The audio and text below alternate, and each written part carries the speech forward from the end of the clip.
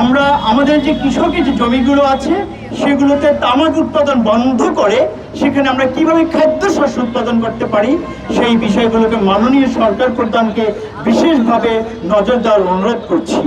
আমরা যদি এই বিষয় রক্ষা না করতে পারি তাহলে আমাদের সামনে মহা বিপদ দাঁড়িয়ে যাচ্ছে।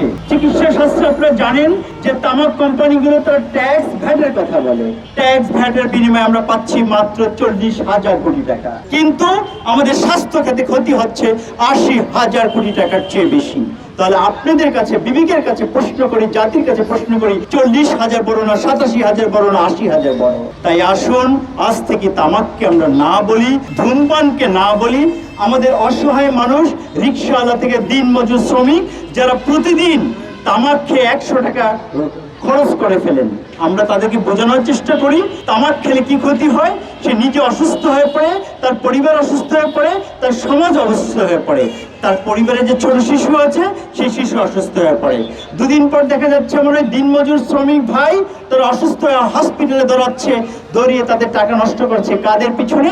এই যে তারা তামাক খেয়েছিল। কিন্তু তারা যদি টাকাটা জমিয়ে রাখতো, প্রতিদিন তারা যে 100 টাকার মতো খরচ করে ফেলে, দিন শেষে দেখা যেত 80 থেকে 100 টাকা তাদের সেভ হচ্ছে, বছর শেষে তাদের প্রায় 1 লাখ টাকার মতো থেকে যাচ্ছে। তার ফলে কি হচ্ছে? তারা অর্থনৈতিকভাবে সম্বল হচ্ছে এবং তারা অর্থনৈতিকভাবে নিজে প্রতিষ্ঠিত হতে পারছে। এই বিষয়গুলো আমাদের রিক্সাওয়ালা ভাই, আমাদের দিনমজুর ভাই, আমাদের শ্রমিক ভাই যারা অসচেতন তাদেরকে আমাদেরকে বুঝাতে হবে, ডোর টু ডোর, ঘরে ঘরে গিয়ে বুঝাতে হবে। কারণ তাদেরকে অভ্যস্ত করেছে কারা করেছে? তামাক কোম্পানিগুলো করেছে। আবার এই তামাক কোম্পানিগুলো কি করে হসপিটাল করতেছে? একদিকে আমাদের টাকাগুলো লুট করে খাচ্ছে, আরেকদিকে আবার কি করে তারা হসপিটাল করে আমাকে নিয়ে ট্রিটমেন্ট করে, সেখানেই আবার আমাকে আইসিইউতে ভর্তি করে দিচ্ছে। এ কি আজব অবস্থা!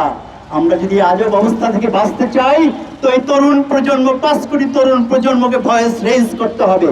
এখানে আছেন প্রায় কিছু আমাদের কয়েকশো এখানে তরুণ প্রজন্মই আছেন যারা নেতৃত্ব দেবেন পরবর্তী। আমি তাদেরকে বিনীতভাবে অনুরোধ করব, তোমরা নিজেরা সচেতন হয়ে এখানে এসেছো এবং তোমরা নিজেরা সচেতন হও, অন্যদিকে সচেতন করো।